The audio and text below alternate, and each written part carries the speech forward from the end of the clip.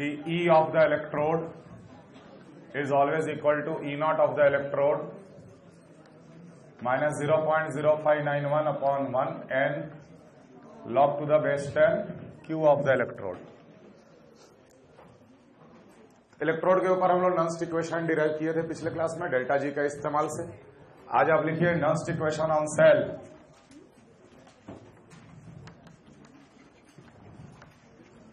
Nernst equation on a galvanic cell.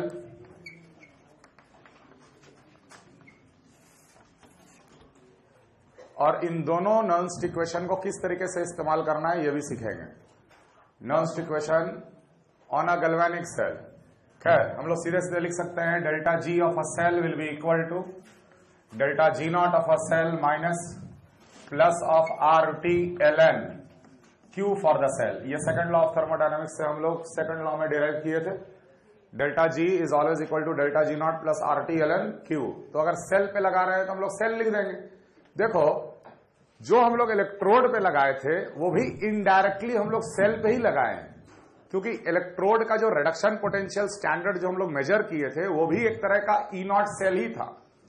Standard hydrogen electrode के साथ जोड़ दिए थे तो जो रीडिंग आया था वही स्टैंडर्ड रिडक्शन पोटेंशियल बन गया था उस पर्टिकुलर इलेक्ट्रोड का. लेकिन वो रीडिंग अपने आप में तो ईएमएफ ही रीडिंग था ना.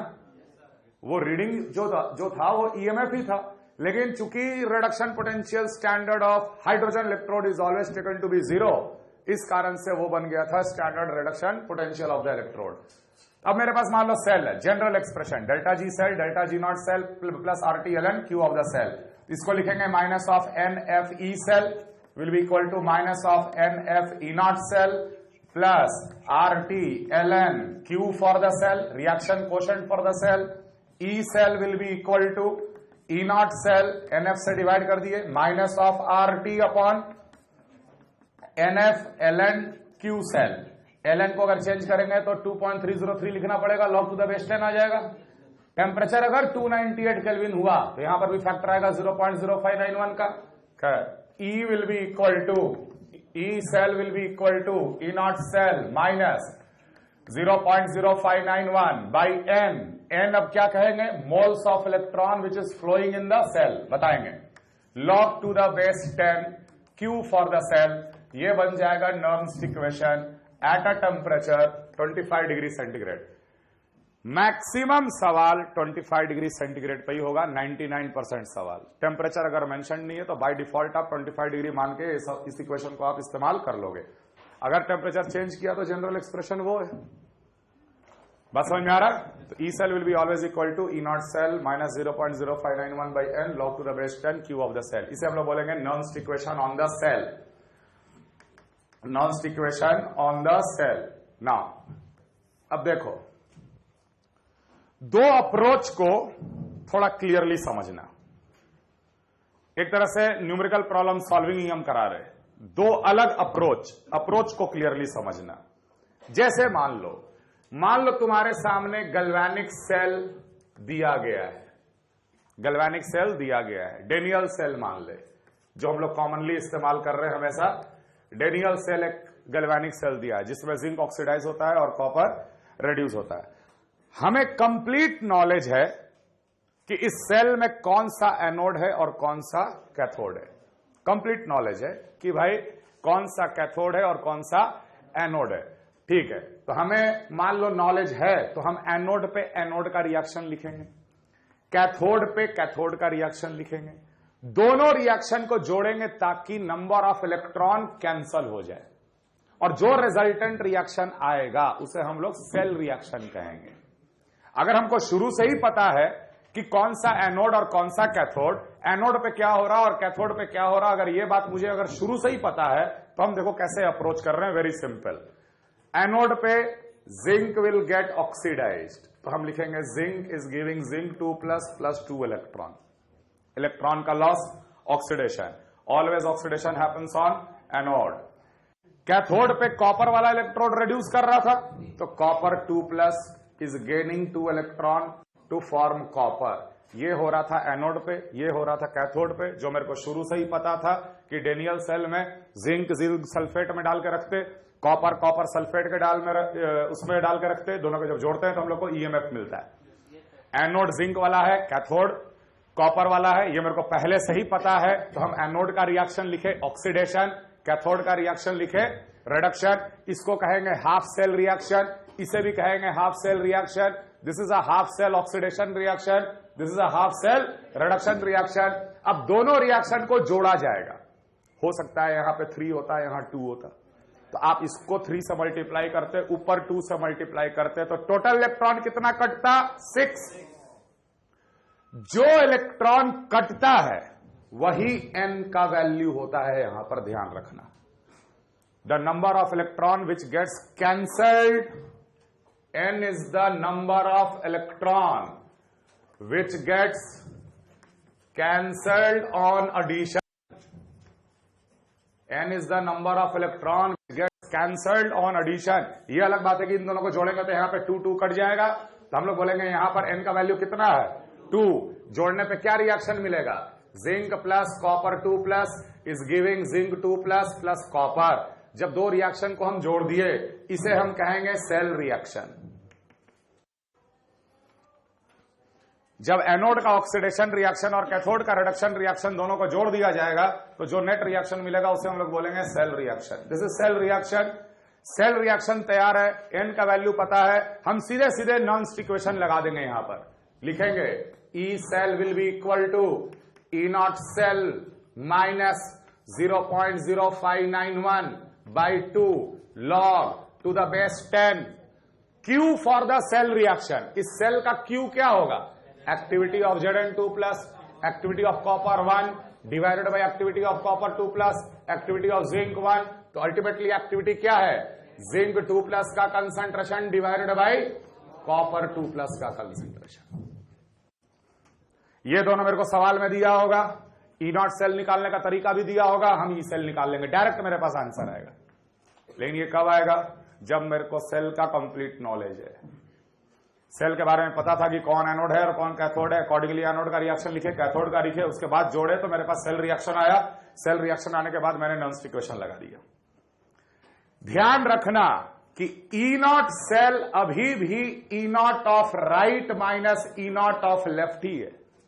What is E naught? Standard reduction potential. E not of cathode दिया होगा, ई नॉट ऑफ एनोड भी दिया होगा, उसके मदद से हम ई नॉट सेल निकालेंगे, कॉन्सेंट्रेशन गिवन होगा, बिठा के हम ई सेल निकाल लेंगे। दूसरा अप्रोच,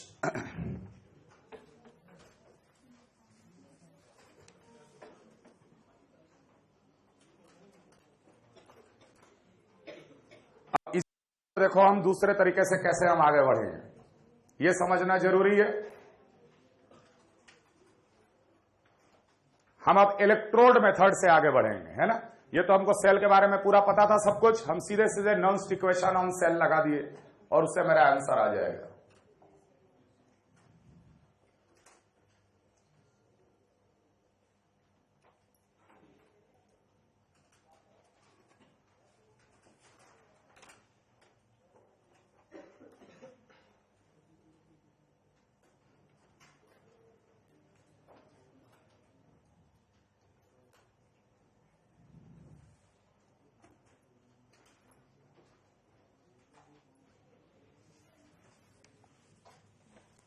और दूसरा अप्रोच ये है कि मान लो मेरे को इतना पता है कि डेनियल सेल है, डेनियल सेल में जिंक इलेक्ट्रोड है और कॉपर इलेक्ट्रोड है, लेकिन कौन सा एनोड है और कौन सा कैथोड है ये मुझे पता नहीं। ठीक है, तो हम इलेक्ट्रोड अप्रोच, इलेक्ट्रोड मेथड या बोलो इलेक्ट्रोड मेथड हम थोड़ा सा एक्सप्लेन करने का कोशिश कर रहे हैं। यहां पे समझना, डायरेक्ट हम cell non stick equation on cell नहीं लिख रहे, हम एक एक इलेक्ट्रोड को पहले डील करेंगे। सिर्फ हमको इतना पता है कि डेनियल सेल में जिंक इलेक्ट्रोड है और कॉपर इलेक्ट्रोड है, जिंक सल्फेट में जिंक का रॉड, कॉपर सल्फेट में कॉपर का रॉड, बस इतना ही मेरे को पता है। ठीक है, हम दोनों इलेक्ट्रोड के लिए नॉन स्टिक इक्वेशन लिख रहे हैं, जरा गौर से देखना कैसे लिखेंगे। Zn2 प्लस Zn, बताया था ना पिछले क्लास में रिप्रेजेंटेशन, इलेक्ट्रोलाइट से इलेक्ट्रोड। ये रिडक्शन पोटेंशियल है कि ऑक्सीडेशन पोटेंशियल है? रिडक्शन पोटेंशियल है। लेफ्ट से राइट पढ़ने में बिल्कुल क्लियर हो जाना चाहिए कि वो रिडक्शन पोटेंशियल है कि ऑक्सीडेशन पोटेंशियल है। Reduction potential of zinc electrode will be equal to standard reduction potential of the same zinc electrode minus 0.0591 by. अब ये सब कंप्लीट करने के लिए मुझे रिएक्शन लिखना पड़ेगा, और कौन सा रिएक्शन लिख रहे देख, जिंक 2 प्लस 2 इलेक्ट्रॉन गिविंग। जब रिड्यूस हो रहा है तो हम रिडक्शन पोटेंशियल का इक्वेशन लिख रहे हैं। तो हमने यहां पे जिंक का रिडक्शन रिएक्शन लिखा, और उसके बाद नॉन्स्ट इक्वेशन हम लिख रहे हैं जिंक इलेक्ट्रोड के पास, divide by 2 log of base 10 Q of the electrode 1 upon Zn2 plus का कंसंट्रेशन।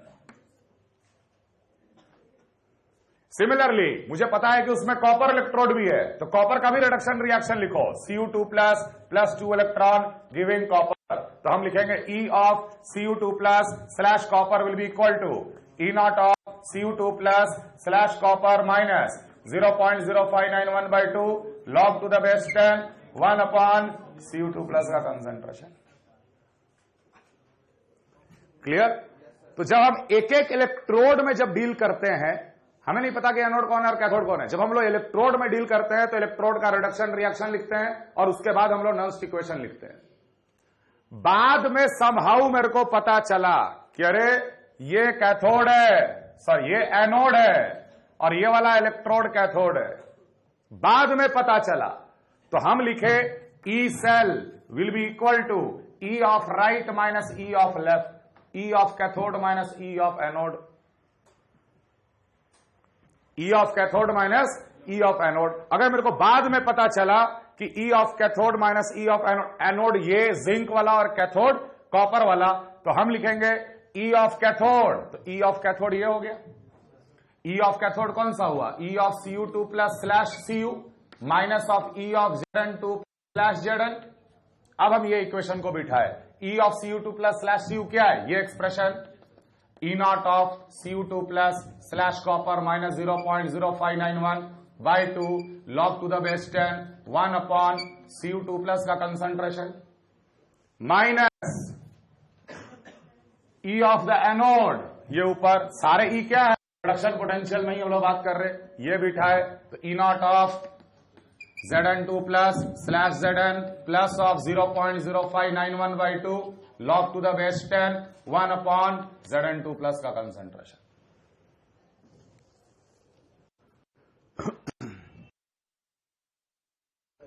अब E not of Cu2 plus minus E not of Zn2 plus, ये क्या करेगा, E cell will be equal to E naught cell minus 0.0591 by 2 common ले लिए।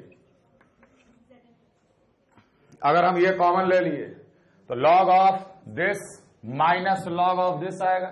जैसे divide करेंगे Zn2 plus क्या ऊपर Zn2 plus by copper 2 plus. खैर आंसर तो दोनों से सेम ही आने वाला है, लेकिन थोड़ा सा अंतर समझ में आया, अप्रोच का अंतर। अगर मुझे सेल के बारे में कंप्लीट नॉलेज है तो मैंने एनोड में ऑक्सीडेशन रिएक्शन लिखा, कैथोड में रिडक्शन लिखा, दोनों को जोड़ के cell reaction, Nernst equation on cell.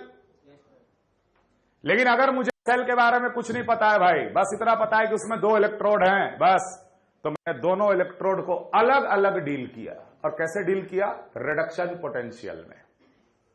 और अगर हम रिडक्शन पोटेंशियल में डील कर रहे हैं then I have to write reduction reaction.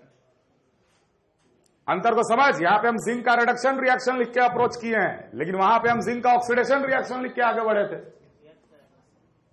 समझ में आ रहा है? तो हम एक एक इलेक्ट्रोड को इंडिविजुअली पहले नॉन्स्ट इक्वेशन ऑन इलेक्ट्रोड लगाए, और बाद में मेरे को पता चला कि कौन कैथोड है और कौन एनोड है, उसके बाद हम अकॉर्डिंगली सबट्रैक्ट करके हम अपना आंसर निकाले।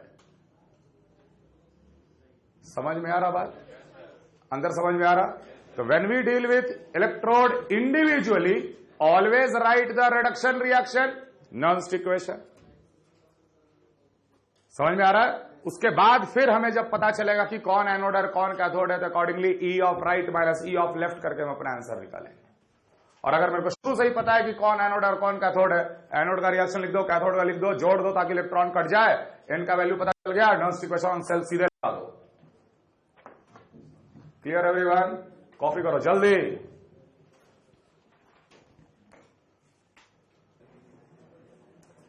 इस पूरे प्रोसेस को अगर गौर से देखें और इसको प्लॉट करें। ई of the electrode versus time, E of the electrode versus time.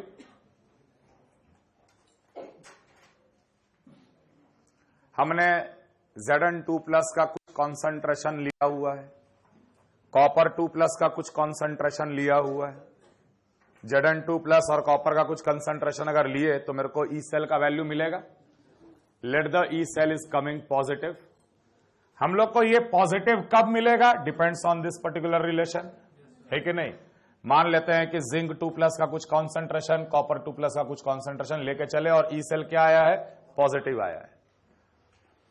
जैसे जैसे ये प्रोसेस चलेगा तो हम लोग कह सकते हैं कि जिंक 2+ का कंसंट्रेशन बढ़ेगा और कॉपर 2+ का कंसंट्रेशन घटेगा, कॉपर 2+ का कंसंट्रेशन घटेगा। इस एक्सप्रेशन को देखो, अगर ये Zn2+ का कंसंट्रेशन अगर बढ़ेगा, अगर सेल काम करेगा तो बढ़ेगा ना, क्योंकि जिंक ऑक्सीडाइज हो रहा है, जिंक 2+ का कंसंट्रेशन बढ़ रहा है। जिंक 2+ का कंसंट्रेशन अगर बढ़ेगा तो इस वैल्यू पे क्या फर्क पड़ेगा?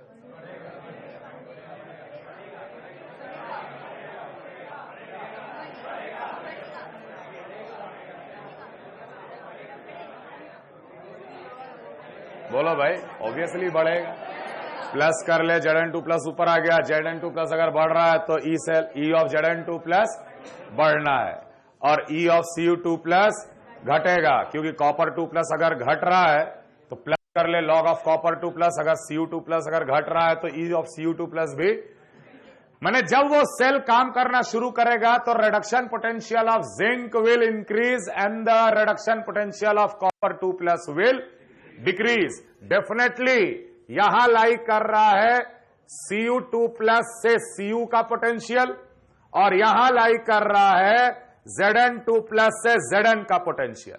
तब तो इन दोनों का सब्ट्रैक्शन आपको पॉजिटिव क्वांटिटी देगा,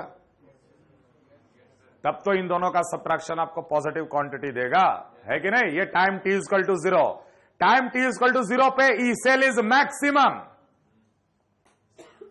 टाइम t=0 पे ई सेल इज, हम लोग जो ई सेल कैलकुलेट करते हैं it is always at that particular instant, जिस वक्त कॉन्सेंट्रेशन दिया है उसको हम टाइम t=0 मान रहे। जैसे जैसे सेल काम करना शुरू किया, ई ऑफ Cu2+ घटना शुरू किया, Zn2+ का ई बढ़ किया। अल्टीमेटली एक टाइम आएगा जब ये दोनों पॉइंट एक जगह मिल जाएंगे, इस दोनों पॉइंट पे बोलेंगे दोनों का पोटेंशियल सेम, और उस वक्त हम लोग क्या बोलेंगे? ई सेल विल बिकम 0 और उसके बाद बिल्कुल स्ट्रेट लाइन, और इसी को हम लोग कहते हैं इक्विलिब्रियम पॉइंट। याद रखना, any galvanic cell starts giving electrical energy, लेकिन after some time it comes to the equilibrium point and at that time E cell या ईएमएफ जनरेशन बिकम्स 0। इसलिए कोई भी बैटरी डिस्चार्ज होता है, समय के अनुसार वो डिस्चार्ज होता चला जाएगा, ई सेल का वैल्यू घटता चला जाएगा और अल्टीमेटली कोई भी galvanic cell always comes to the equilibrium point. In general हम लोग हर गैल्वेनिक सेल को रिवर्सिबल ट्रीट करते हैं, हर गैल्वेनिक सेल को रिवर्सिबल ट्रीट करते हैं और रिवर्सिबल ट्रीट करने के बाद ही उसमें थर्मोडायनामिक रिलेशंस लगाते हैं। समझ में आ रहा है?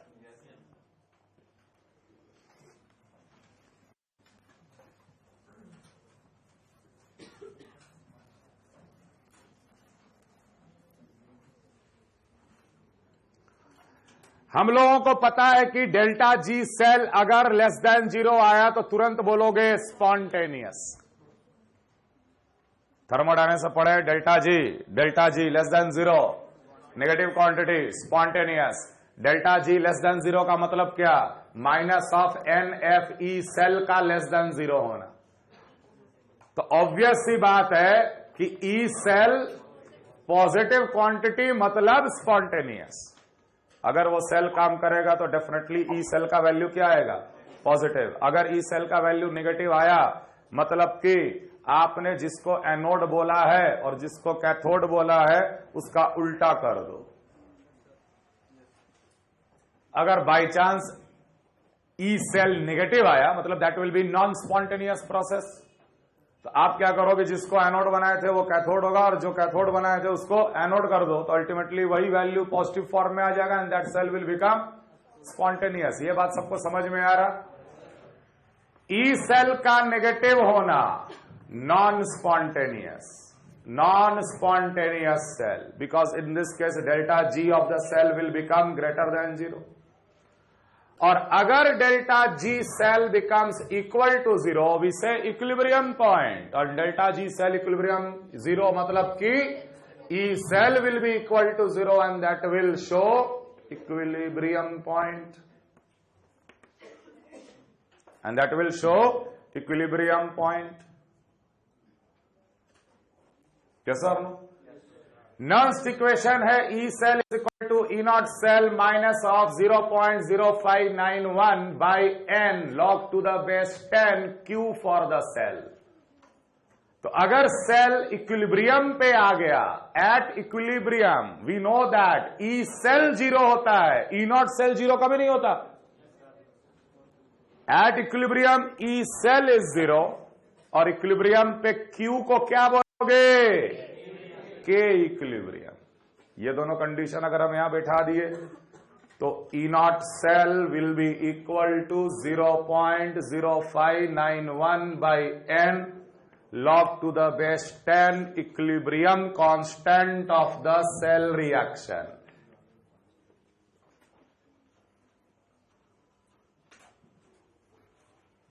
एक और कंडीशन में वही इक्वेशन को फॉलो किया जाता है and that condition is called short circuiting the cell. जैसे मान ले ये एक इलेक्ट्रोड था, ये भी एक इलेक्ट्रोड था, ये एनोड था, ये कैथोड था, सॉल्ट ब्रिज से कनेक्टेड था, इनको हम जोड़े थे, वोल्ट मीटर से रीडिंग आ रहा था। लेकिन हमने क्या किया कि एक मेटल का कंडक्टर जोड़ दिए यहां से यहां तक। अब क्या होगा, शॉर्ट सर्किट कर दिए। अब है कि नहीं? ऐसा करने से दोनों इलेक्ट्रोड का पोटेंशियल क्या हो गया, बराबर हो गया। बराबर हो गया तो ई सेल इस केस में भी क्या आएगा, 0 आएगा। Same relation is valid for short circuiting also. E not cell will be equal to 0.0591 by n log to the base 10 K equilibrium for the cell.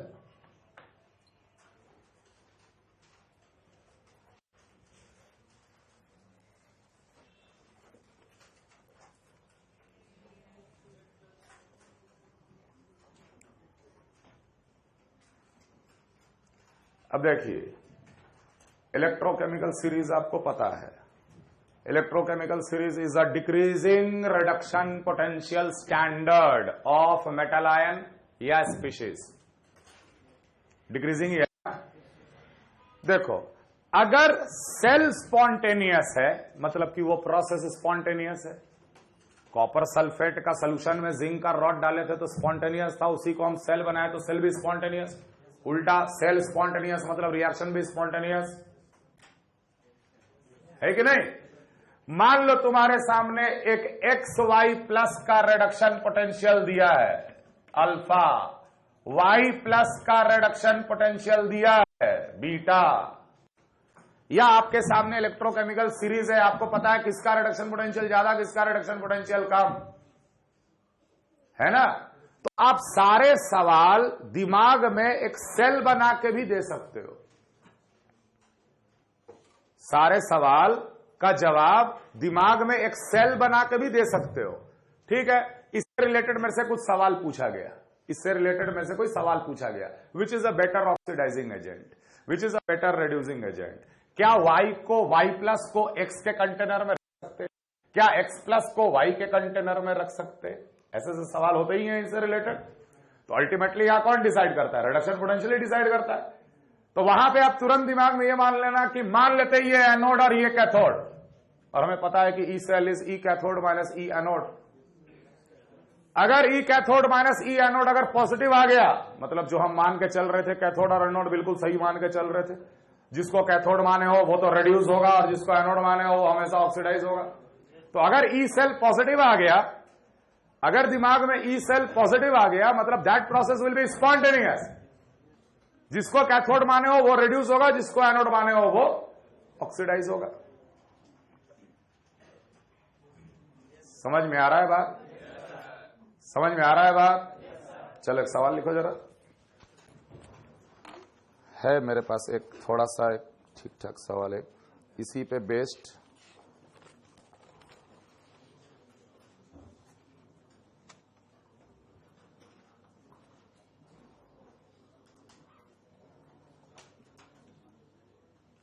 Compare the oxidizing power, compare the oxidizing power of KMnO4, compare the oxidizing power of KMnO4, compare the oxidizing power of KMnO4 in 0.01 molar H2SO4, compare the oxidizing power of KMnO4 in 0.01 molar H2SO4 and 0.001 molar H2SO4 and 0.001 molar H2SO4. E naught of MnO4 minus से Mn2 plus is 1.51 volt. ये given है। And consider all species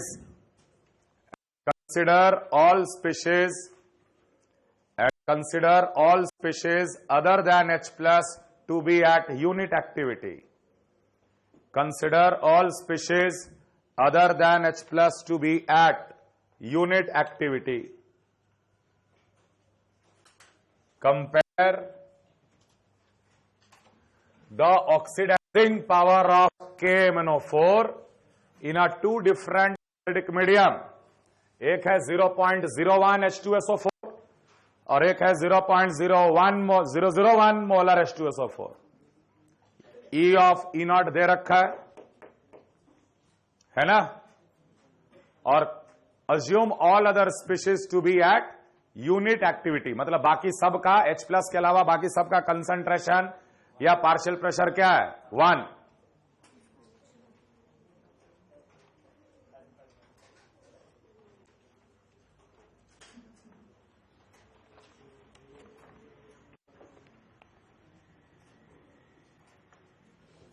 एक और छोटा सा सवाल, Cl2 जब 2 electron gain करके 2Cl माइनस बनाता है तो इसका E नॉट दिया 1.36, Mn3 प्लस 1 इलेक्ट्रॉन गेन करके बनाता है Mn2 plus, E not they रखा है 1.5 volt. Will Cl2 Mn2 plus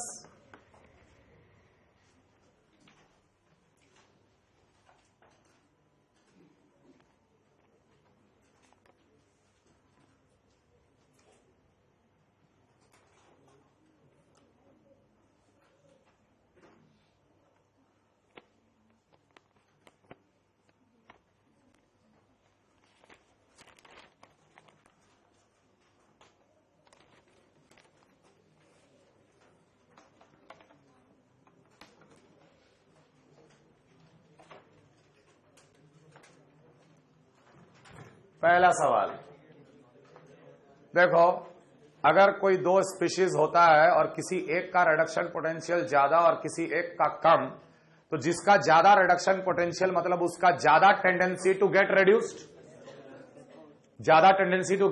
reduced, thereby ज्यादा टेंडेंसी टू ऑक्सीडाइज अदर. तो जिसका रिडक्शन पोटेंशियल ज्यादा उसका ऑक्सीडाइजिंग पावर भी ज्यादा. हमको 2 अलग अलग H प्लस कंसंट्रेशन में इस स्पीशीज का रिडक्शन पोटेंशियल पता करना है. ये तो स्टैंडर्ड दिया है, स्टैंडर्ड इज फिक्स्ड. सब कुछ 1 मोलर, तब पता किया गया 1.51। लेकिन अगर H प्लस 0.01 मोलर H2SO4 से आ रहा है तो उसका रिडक्शन पोटेंशियल कितना होगा ये निकालेंगे। अगर H प्लस 0.001 मोलर H2SO4 से आ रहा है तब इसका रिडक्शन पोटेंशियल निकालेंगे। और जहां रिडक्शन पोटेंशियल ज्यादा आएगा, जहां रिडक्शन पोटेंशियल ज्यादा आएगा वहां बोलेंगे कि उसका ऑक्सीडाइजिंग पावर, ऑक्सीडाइज दूसरे को करने का पावर विल बी ग्रेटर, क्योंकि अपने को रिड्यूस करने का टेंडेंसी ज्यादा। सबसे पहले तो हम लोग रिएक्शन लिखेंगे, है ना, रेडॉक्स पढ़ चुके हो। इलेक्ट्रोकेमिस्ट्री में बहुत बार हम लोगों को आयन इलेक्ट्रॉन मेथड के हेल्प से हाफ ऑक्सीडेशन और हाफ रिडक्शन रिएक्शन लिख सकते हैं। MnO4 माइनस, अब चूंकि ये क्या है, रिडक्शन पोटेंशियल है कि ऑक्सीडेशन पोटेंशियल है, ये तो पहचानोगे ना, लेफ्ट से राइट, Mn+7 से Mn+2, it is reduction potential.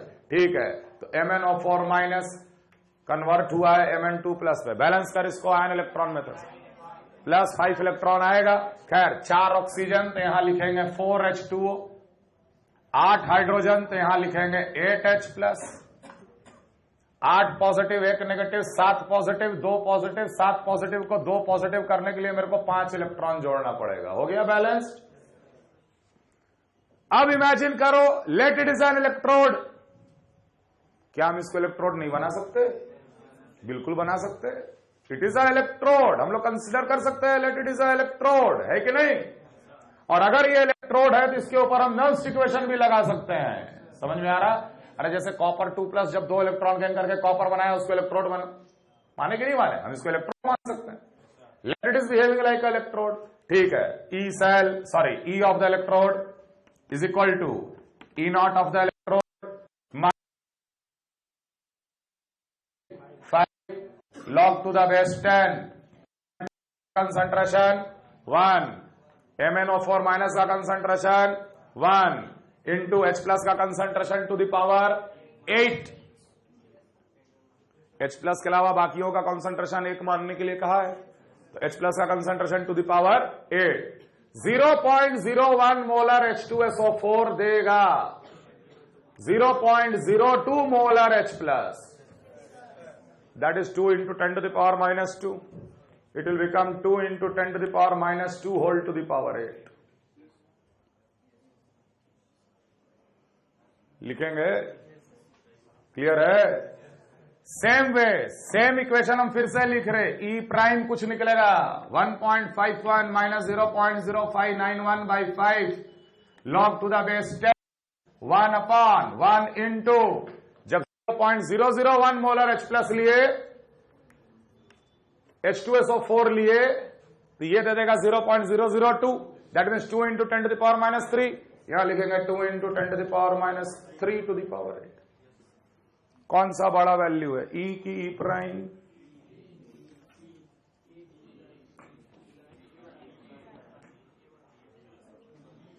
Which is the greater value?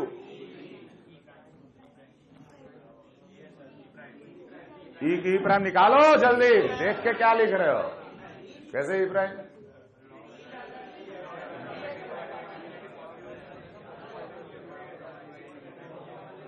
जब आप इसको सॉल्व करोगे तो आपको तुरंत पता चल जाएगा कि E is greater than E prime, E is greater than E prime. Therefore the reduction potential 0.01 में ग्रेटर देन रिडक्शन पोटेंशियल 0.001 में। समझ में आ रहा है? और अगर रिडक्शन पोटेंशियल ज्यादा है अगर 0.01 में, तो उसका खुद का रिड्यूस होने का टेंडेंसी ज्यादा है, इसलिए दूसरे को ऑक्सीडाइज करने का टेंडेंसी भी। Hence we can conclude KMnO4 is a better oxidizing agent in a more concentrated H+ medium. ज्यादा कॉन्सेंट्रेटेड H+ मीडियम में KMnO4 का ऑक्सीडाइजिंग पावर ज्यादा होता है। थर्मोडायनामिक्स से लॉजिक देना पड़े, डेल्टा E आ गया, अगर E बड़ा है तो इस केस में डेल्टा G ज्यादा नेगेटिव होगा, और डेल्टा G का नेगेटिव होना मतलब मोर spontaneous reducing tendency, then more spontaneous will be the oxidizing tendency। अगला आंसर बताओ, क्या Cl2Mn2+ को ऑक्सीडाइज कर पाएगा? तो इनडायरेक्टली पूछ रहा है क्या Cl2 अपने को रिड्यूस करेगा और Mn2+ को ऑक्सीडाइज करेगा? तो ये कौन सा पोटेंशियल दिया हुआ है? Reduction potential. Reduction potential Cl2 का ज्यादा है कि कम है? कम है, 1.36 कम है, इसका रिडक्शन पोटेंशियल ज्यादा है। ठीक है, तो जब हम इन दोनों को इलेक्ट्रोड बनाएंगे, अरे इलेक्ट्रोड के बारे में सोच, हम सेल अगर इन दोनों का बनाएंगे तो क्या होगा? ये कैथोड बनेगा, ये एनोड बनेगा, तभी तो ई सेल पॉजिटिव आएगा। समझ में आ रहा बात हम क्या कह रहे हैं? क्या चल रहा है समझ में आ रहा है? ये कैथोड बन जाएगा, मतलब यहां होगा रिडक्शन और यहां होगा oxidation, that will be spontaneous. इसलिए Cl2 ऑक्सीडाइज हो जाएगा Mn2+ के प्रेजेंस में, लेकिन Cl2 कभी भी Mn2+ को ऑक्सीडाइज नहीं कर पाएगा, क्योंकि क्लोरीन का खुद ऑक्सीडेशन हो जाएगा अगर ये दोनों को अगर हम लोग कॉन्टेक्ट में लाए तो। क्लियर? तो आप लोग जो भी इलेक्ट्रोकेमिकल सीरीज से रिलेटेड ऐसे सवाल है, उसको आप दिमाग में एक सेल बना के ई सेल निकाल के पॉजिटिव देख के स्पॉन्टेनियस देख के भी आप आंसर दे सकते हैं। क्लियर? आगे नोट करो, ई सेल और E of electrode is an intensive property.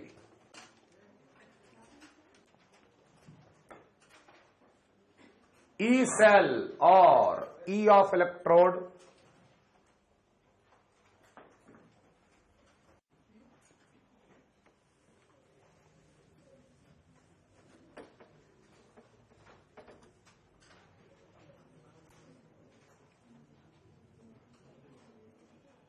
E cell or E of electrode, both of them are intensive property.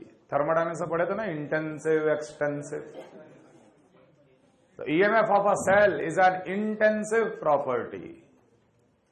Concentration पे डिपेंडेंट टर्म है, कॉन्सेंट्रेशन खुद अपने आप में इंटेंसिव होता है। क्लियर है? आगे लिखिए, E of electrode or E cell is not an additive property. E of electrode or E naught or E cell, E electrode का माने रिडक्शन पोटेंशियल इलेक्ट्रोड का, या E cell is not an additive property. Not an additive property. अभी थोड़ी देर के लिए जरा thermochemistry याद कर।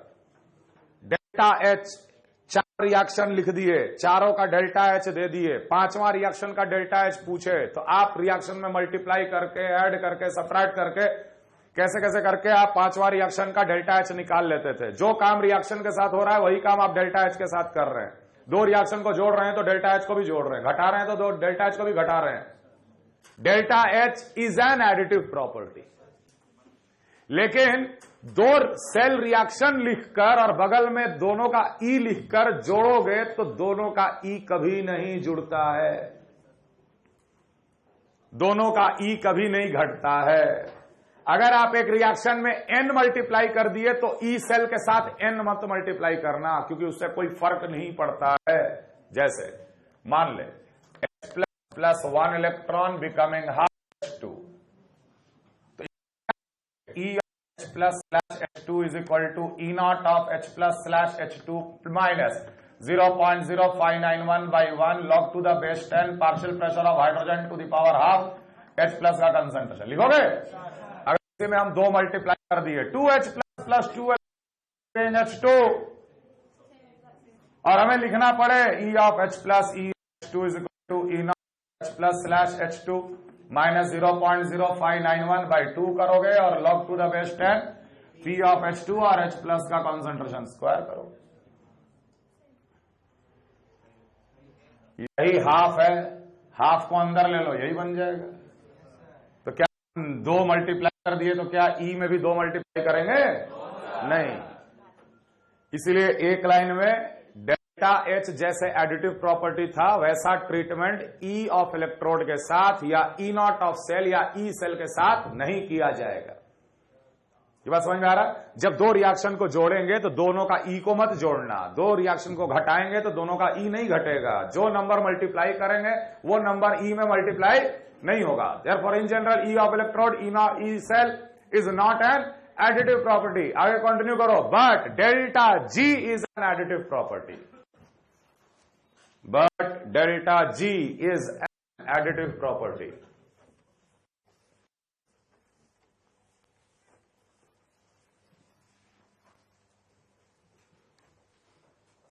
But delta G is an additive property. तो चाहे आप डेल्टा जी इलेक्ट्रोड या delta G cell, that is an additive property.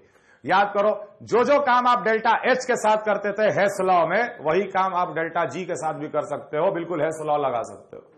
कभी कभी क्या होता है, सवाल ऐसा E not of C U plus 2 से C U is given alpha, E not of C U plus से C U is given beta, then calculate what is E naught of Cu2 plus से Cu plus। समझ में आ रहा है? दो reduction potential या दो या तीन रिडक्शन पोटेंशियल दे दिया और आपसे चौथा रिडक्शन पोटेंशियल उसी से रिलेटेड पूछा, तो आप क्या करना, पहले उसके अनुसार रिएक्शन लिख लेना। जैसे ये अल्फा किसका है, Cu2 प्लस जब दो इलेक्ट्रॉन गेन करेगा कॉपर बनेगा तो अल्फा, Cu प्लस जब एक इलेक्ट्रॉन गेन करके कॉपर बनेगा तो ये बीटा। और हमसे पूछा जा रहा है कि Cu2 प्लस जब एक इलेक्ट्रॉन गेन करके कॉपर प्लस बनेगा तो इसका रिडक्शन पोटेंशियल कितना। ठीक है, अब इस तीनों रिएक्शन को देख।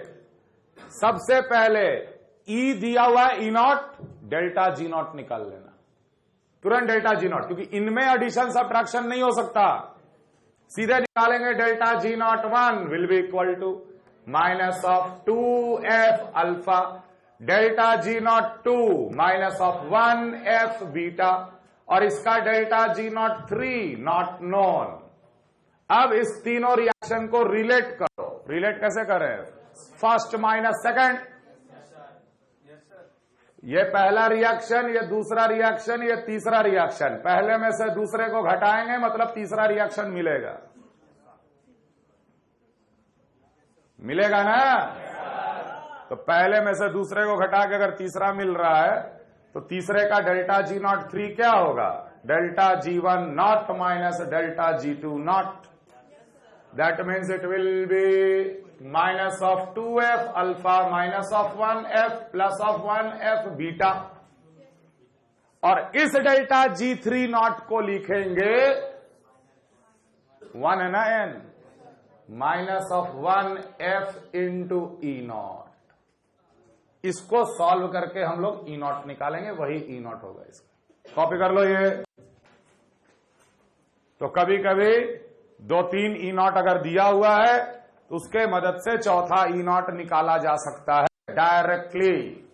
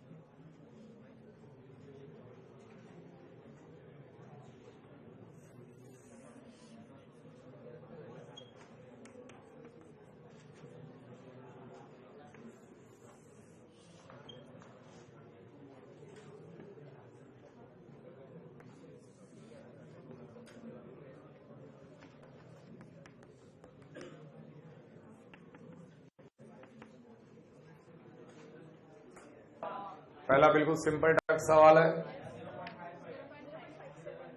तो सबसे पहले तो हम लोग लिखेंगे Fe+3 से जब एक इलेक्ट्रॉन गेन करता है तो ये बनता है Fe2+, और ये Fe2+, जब दो इलेक्ट्रॉन गेन करता है तो ये बन जाता है Fe। निकालना है हमें Fe3+ से Fe का। तो Fe3+ से Fe का, बस ये दोनों रिएक्शन को हम लोग को जोड़ देना है। जैसे ही हम इन दोनों को जोड़ेंगे तो ये दोनों कट जाएगा और हमारे पास रिएक्शन आ जाएगा Fe+3+3 electron is giving Fe, और ये इसी का रिएक्शन का Fe3+ से Fe का है।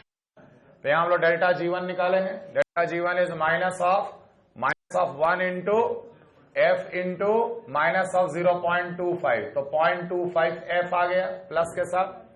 दूसरे वाले का आ जाएगा minus of 2 into F into E, that is 1.4 F। यहां आ जाएगा 1.4 F। तो जब दोनों को जोड़ देंगे तो यह बन जाएगा 1.65 F, वो भी पॉजिटिव साइन के साथ। अब इसको हम लोग डेल्टा G से इक्वेट करेंगे। इसका डेल्टा G क्या आएगा? Minus of 3 into F into E0। चूंकि ये E0 था, ये E0 था, तो हमें E0 मिलेगा। F कट गया, E0 कितना आएगा? Minus of 0.55 volt. But this is not the final answer. ये तो हम लोग E0 निकाले हैं Fe3+ से Fe का, हमें निकालना है E अंडर दिस कंडीशन। तो ये मेरे पास रिएक्शन है, इसी पे नॉन्स इक्वेशन लिखेंगे, है कि नहीं? तो लिखेंगे E ऑफ Fe+3 से Fe will be equal to E0 of Fe+3 से Fe minus 3 log to the base 1 upon Fe+3 का कंसंट्रेशन, तो 1 अपॉन 0.1। ये वैल्यू निकाल चुके हो, कितना? माइनस ऑफ 0.55, और ये आपका गया सिंपली माइनस ऑफ 0.01 और 6 0.02 के आसपास। तो ये बन जाएगा आपका 0.57 नेगेटिव साइन के साथ। ये आंसर है। अप्रोच क्लियर है? नहीं निकालना है, थोड़ा अलर्ट है। लेफ्ट से राइट, ऑक्सीडेशन है कि reduction? Cl minus Cl2, it is oxidation. Okay, let us work in reduction. Last में उसको उल्टा कर देंगे, है कि नहीं? हमारे पास Cl2 से Cl माइनस का दे रखा है, ये तो रिडक्शन पोटेंशियल है। 0 से -1 रिडक्शन पोटेंशियल। जब Cl2 दो इलेक्ट्रॉन गेन करता है तो 2Cl माइनस बनता है। हो गया इलेक्ट्रोड का रिएक्शन। तो E will be equal to E0 minus 0.0591/2 log to the base 10 Cl minus का square upon partial pressure of Cl2। E0 दे रखा है reduction potential, so E will be equal to 1.36 minus 0.0591/2 log to the base 10 Cl minus का square 0.02 का square divided by 0.8। ये बन जाएगा 4 into 10 to the power -4।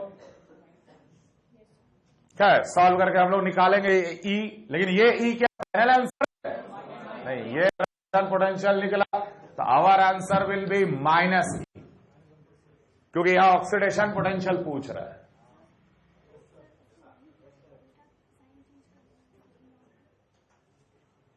नहीं तो आप अगर यहीं पे अगर चेंज करके -1.36 कर दोगे तो ऑक्सीडेशन पोटेंशियल बन जाएगा, और ऑक्सीडेशन पोटेंशियल में नॉन्स इक्वेशन फिर लिखना पड़ेगा।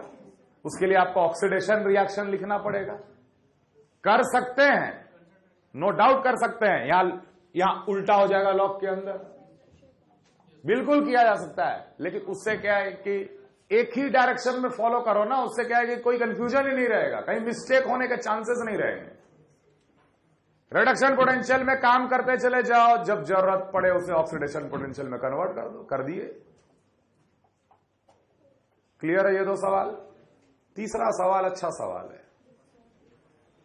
एसिडिक मीडियम में एक इलेक्ट्रोड का रिडक्शन पोटेंशियल दिया हुआ है, उसी इलेक्ट्रोड का अल्काइन बेसिक मीडियम में आपको रिडक्शन पोटेंशियल पता करना है।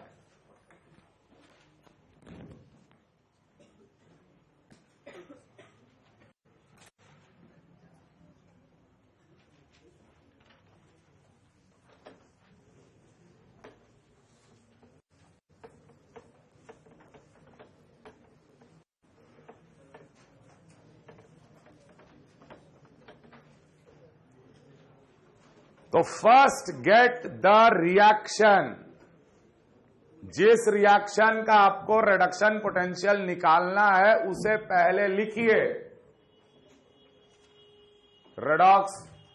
रेडॉक्स टॉपिक हम लोग को इस टॉपिक में बहुत हेल्प करेगा। एक तो हाफ सेल रिएक्शन में हेल्प करेगा बहुत बार, और एसिडिक मीडियम को अल्कलाइन मीडियम में चेंज करने का क्या तरीका बताया गया था। आयन इलेक्ट्रॉन मेथड का बैलेंसिंग हम लोग भले ही पढ़े थे, लेकिन एक ही पढ़े थे एसिडिक मीडियम वाला, और लास्ट में हम बोल दिए थे कि उसको अल्कलाइन में तुरंत चेंज कर देना, सारे H प्लस को हटा दे OH माइनस डाल के, यही बोले थे ना। तो अगर यहां पे 4 H प्लस है, 4 OH माइनस डाल दो इधर, 4 OH माइनस डाल दो इधर भी, 4 H प्लस और 4 OH माइनस क्या बन जाएगा, 4 H2O, 2 H2O will cancel 4 H2O, 2 H2O बचेगा। रिएक्शन कैसा दिखेगा, 2 H2O plus of O2 plus of 4 electron is giving 4 OH। देखे क्या किए समझ में आया। उसी रिएक्शन को मैंने अल्कलाइन मीडियम में बैलेंस कर दिया एक तरह से। जितने H प्लस है उतना ही OH माइनस डाल दो दोनों तरफ, सारे H प्लस को हटाओ, वाटर को कैंसिल करो। 4 H plus 4 OH minus is 4 H2O, 4 H2O 2 H2O, दो कट गया, 2 बच गया। यही रिएक्शन का मुझे निकालना है reduction potential. Calculate the reduction potential in the basic medium.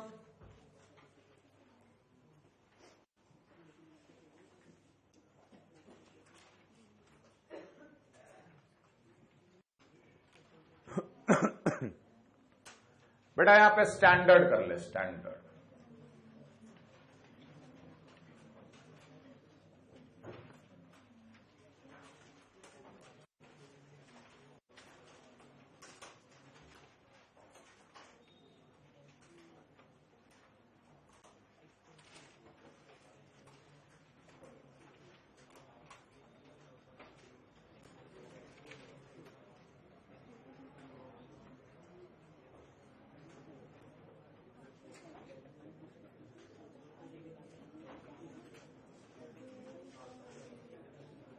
इसका मुझे निकालना है E0 का वैल्यू, इसका दे रखा है और इसका निकालना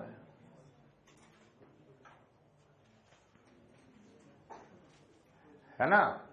तो हमेशा हम लोग सीधे सीधे रिडक्शन पोटेंशियल तो नहीं निकाल पाएंगे। रिडक्शन पोटेंशियल तो निकलेगा नॉन्स इक्वेशन के मदद से, और नॉन्स इक्वेशन हम लोग लगाते हैं सेल पे। कोशिश करो एक सेल बनाने का, कोशिश करो एक सेल बनाने का, इन दोनों के मदद से एक सेल बनाने का कोशिश करो। तो ऑब्वियसली एक को एनोड बनाएंगे और दूसरे को कैथोड बनाएंगे। ये हम आपसे एक्सपेक्ट नहीं कर रहे आंसर, लेकिन अप्रोच को सीखते चले जाओ। हम लोग बहुत सारे आंसर सेल बना के देंगे। एक तरह से मेरे पास दो इलेक्ट्रोड दिए गए, एक इलेक्ट्रोड का दिया हुआ है और एक इलेक्ट्रोड का पूछा गया। यही सवाल है ना, एक इलेक्ट्रोड का रिडक्शन पोटेंशियल दिया और दूसरे इलेक्ट्रोड का रिडक्शन पोटेंशियल पूछ रहा है, दोनों को सेल बना दो। मान लेते हैं कि ये है cathode, 4H plus plus O2 plus 4 electron giving 2H2O। ये कैथोड है जिसका E0 का वैल्यू 1 2 3, और इसे बना देते हैं एनोड। एनोड बनाने के लिए मेरे को ऑक्सीडेशन लिखना पड़ेगा। रिएक्शन को रिवर्स कर दे, ऑक्सीडेशन हो गया। किसी भी रिडक्शन रिएक्शन को रिवर्स कर देने से ऑक्सीडेशन। एनोड का reaction minus 2H2O plus O2 plus 4 electron. अब इसका रिडक्शन पोटेंशियल हम कितना मान के चल रहे हैं, एक्स निकालना है मुझे। अगर हम इन दोनों को जोड़ेंगे तो मेरे पास सेल रिएक्शन आएगा। जब हम इन दोनों को जोड़ेंगे तो 4 इलेक्ट्रॉन कैंसिल हो जाएगा। ऑक्सीजन, ध्यान रखना एक बात, जब किसी गैस का प्रेशर न दिया रहे तो by default it is always assumed to be at 1 atmosphere pressure. Cl2 वाले सवाल में देख, Cl2 का प्रेशर 0.8 दिया था, नहीं दिया रहता ना तो 1 एटमॉस्फेयर मान के हम आगे बढ़ जाते। गैस का pressure by default nothing is given 1 atmosphere. क्या रिएक्शन बचेगा, 4H plus 4OH minus giving 4H2O। कुछ काटने का जरूरत नहीं है, N का वैल्यू 4 भाई। E cell will be equal to E naught cell minus 0.0591 by 4 log to the base 10 1 upon H plus का concentration to the power 4 OH minus का concentration to the power 4. Let us take the 4 inside. It will become H plus into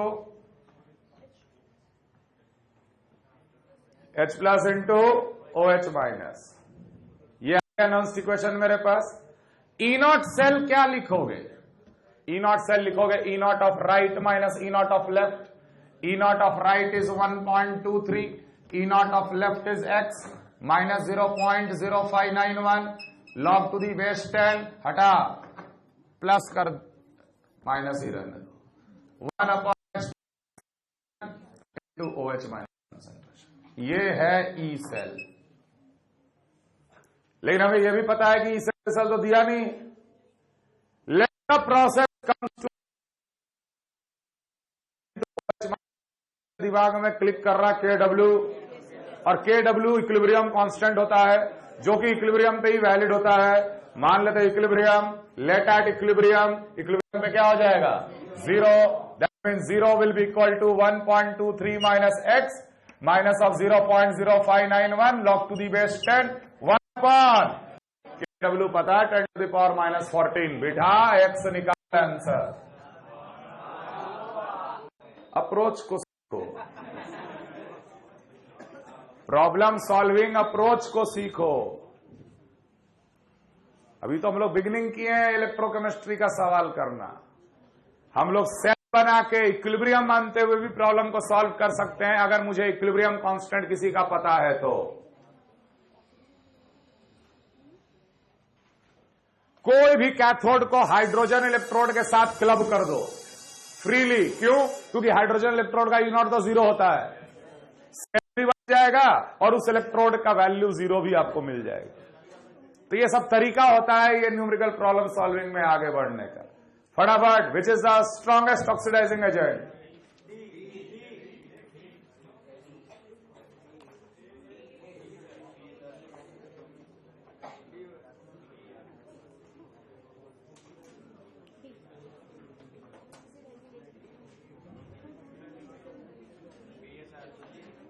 strongest oxidising agent.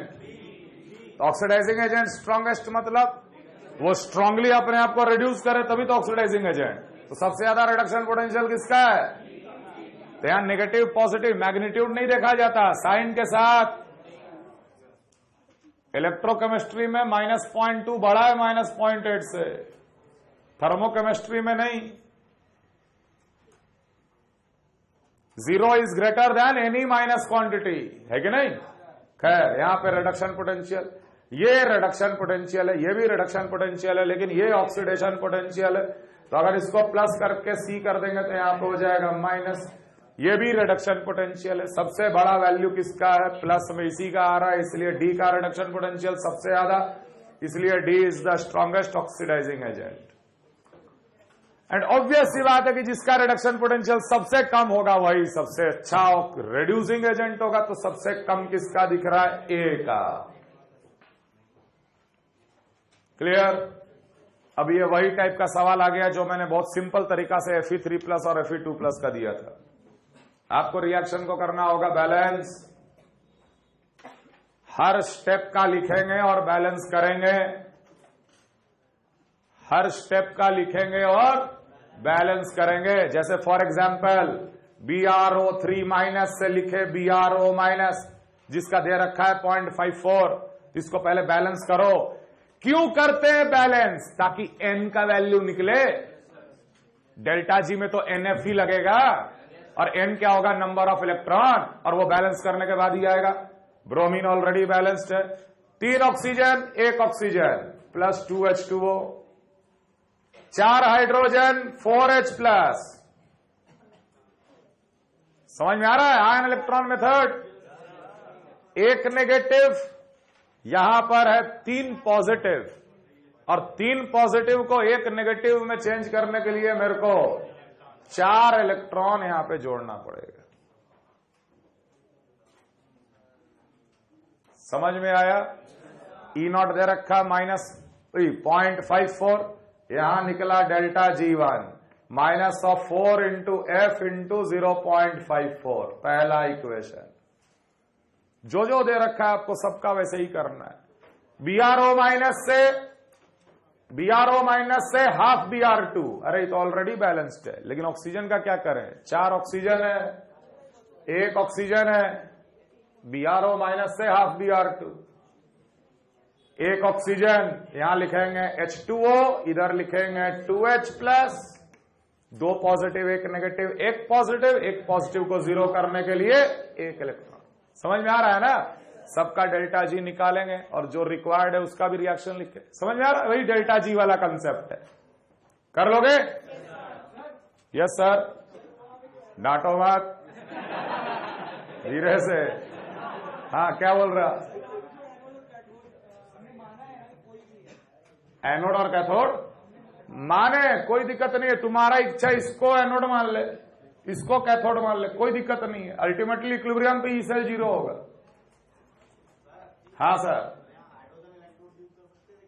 यहां पे hydrogen electrode use करने का तो कर लेते, लेकिन उससे कोई फायदा नहीं होता। हम लोग चाह रहे थे, देखो हाइड्रोजन इलेक्ट्रोड में H+ होता है, H+ plus 2 electron, 2H+ plus 2 electron giving hydrogen लिखते है कि नहीं? तो दोनों रिएक्शन को जोड़ के आप किसी भी तरीके से H+ इंटू OH माइनस नहीं निकाल पाते। लेकिन हम लोग ऐसा भी सवाल करेंगे जहां हाइड्रोजन इलेक्ट्रोड को जोड़ के आंसर निकाल देंगे। क्लियर है? क्लियर है? अप्रोच समझना। आगे लिखिए।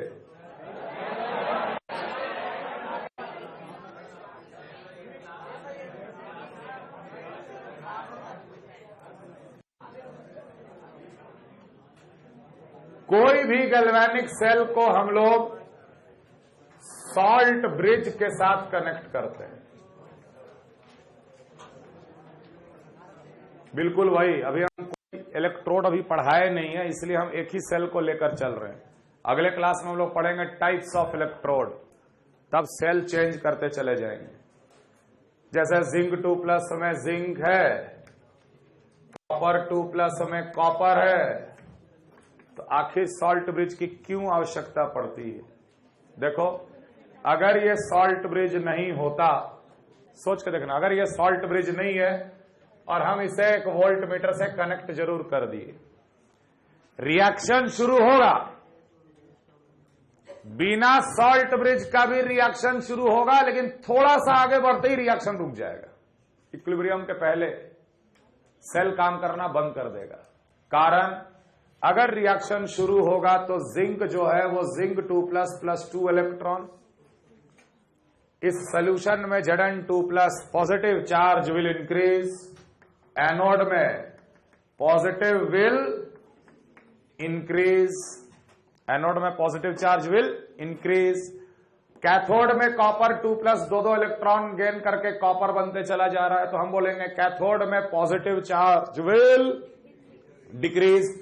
पॉजिटिव चार्ज का decrease is indirectly negative charge will increase.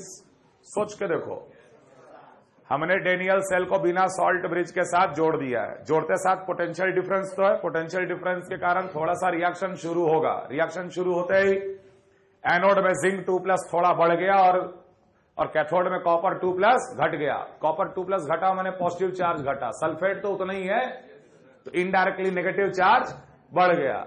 अब देखो, इलेक्ट्रॉन कहां से कहां जाता है? इलेक्ट्रॉन का मूवमेंट एनोड से, जब यहां पे पॉजिटिव चार्ज बढ़ गया है तो क्या ये इलेक्ट्रॉन को जाने देगा? यहां नेगेटिव चार्ज बढ़ गया है तो क्या यहां इलेक्ट्रॉन को आने देगा? कभी नहीं। समझ में आ रहा है? इसी को हम लोग कहते हैं लिक्विड जंक्शन पोटेंशियल। एक तरह का ये लिक्विड जंक्शन पोटेंशियल है। ये इलेक्ट्रॉन का मूवमेंट को अलाउ नहीं करेगा। समझ में आ रहा है? Even the ion will have a tendency to move from one container to the another container.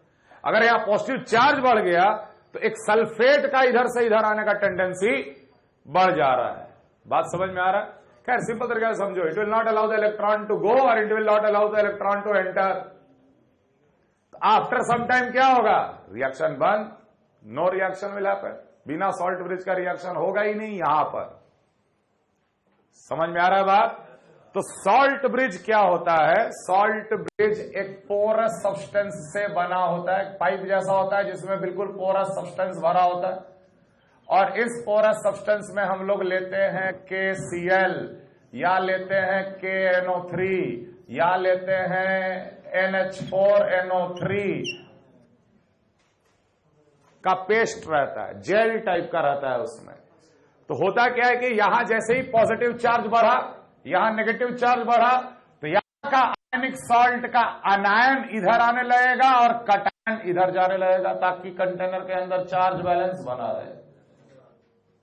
जो कटायन और अनायन आ रहा है, it should be inert towards electrode. Point लिखो पहला।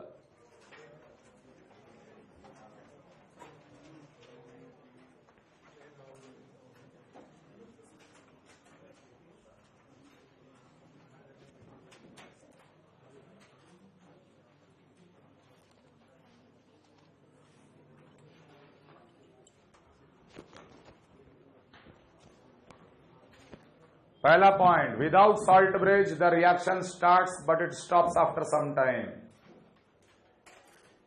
Without salt bridge the reaction starts but it stops after some time. Without salt bridge the reaction starts but it stops after some time.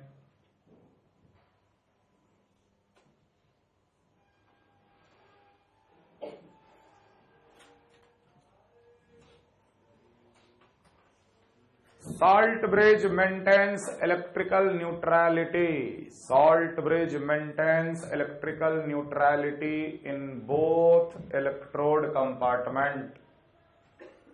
Salt bridge maintains electrical neutrality in both electrode compartment by transferring its ions. By transferring its ions. Electrical neutrality in both electrode compartment by transferring its ions. By transferring its ion. तीसरा point, it completes the internal circuit. It completes the internal circuit. It completes the internal circuit and reduces the liquid junction potential. It completes the internal circuit and reduces the liquid junction potential. It completes the internal circuit and reduces the liquid junction potential.